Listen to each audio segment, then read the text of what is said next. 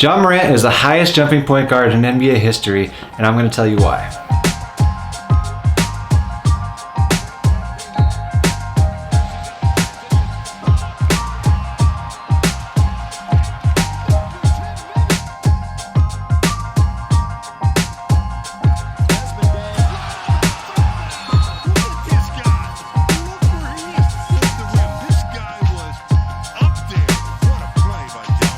Now there are many players to consider when talking about high-flying NBA point guards, but typically 3 of them come up in most debates: Ja Morant, Derrick Rose, and Russell Westbrook. So who jumps the highest out of those 3? They're all approximately the same height, standing at about 6'2" or 6'3" respectively. So it shouldn't be too hard to determine who jumps the highest between them just by looking at the tape. The dunk that made me want to make this video happened last month when Ja Morant caught an alley-oop with his head at the rim. On Twitter, I quote tweeted this video from the Memphis Grizzlies saying "bounciest point guard ever." And of course, I got a few replies telling me that I was crazy. In those replies, most people brought up Derrick Rose, Russell Westbrook, or both. So let's take a look at some of their highest jumps all in their primes and determine who jumps the highest. Ja Morant has gotten his head at or near the rim on multiple occasions throughout his short NBA career so far. With any great dunker, you're most likely going to jump your highest when catching a lob or some type of jump where you don't go up with the ball in your hands. This is because that allows you to utilize a full arm swing, and obviously you don't have to worry about bringing the ball up with you. That's why you see here that most of Ja Morant's highest jumps were off alley-oops, getting his head right at the rim. And these are all pretty legit camera angles. They're close to rim level where you can get a pretty good idea of how high his head is relative to the rim. And as you can see, Ja Morant has gotten his head level with the rim many times.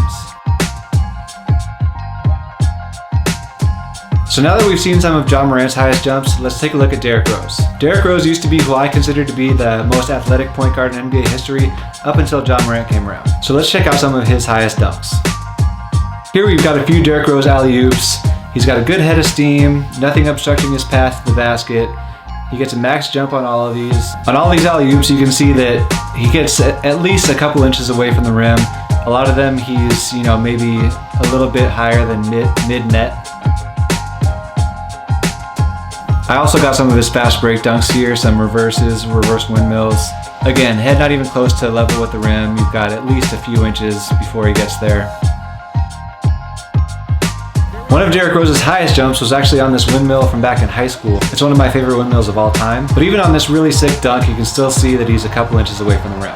Now, if Derrick Rose tried to do a height check where he just jumps up and tries to get as high as he can with his head, I think he can get closer to the rim back in his prime, but based on all of his jumps in the NBA, I don't think he ever got close.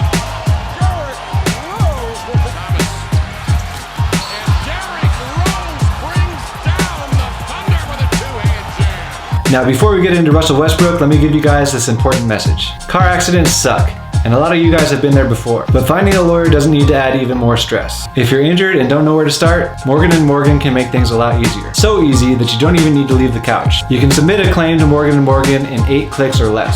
But that's not all. Morgan & Morgan allows you to upload pictures, sign documents, and share medical records all from your phone. Now that sounds like a slam dunk. When you get in a car accident, one of the first things you should do is contact an attorney. More than 3 million people have trusted Morgan & Morgan when they got in a car accident. Filing a claim is so easy, and in 8 clicks or less, Morgan & Morgan will fight to get you the best results. You can get started at forthepeople.com/xxx or just dial #law on your phone. That's #529 from your cell, and you can have America's largest injury law firm fighting for you.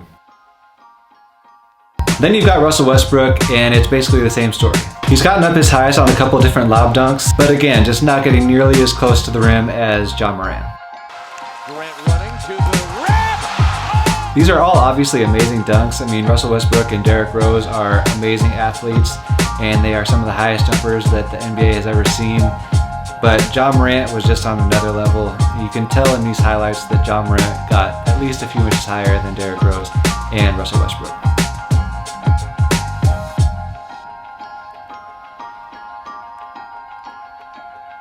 You can even see it in the way that Ja Morant dunks on people. Like, he just explodes and gets so much higher than Russell Westbrook or Derrick Rose on his poster dunks. He's able to get way more extension and just like take off from further back and do whatever he wants in the air and just throw it down on people.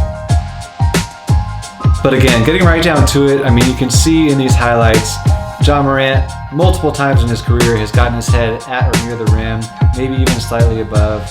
and that just never happened with Derrick Rose or Russell Westbrook. Now, there are some other players who deserve to be in the discussion for bounciest point guard in NBA history. So just to give those guys a little bit of shine, here's some highlights from them.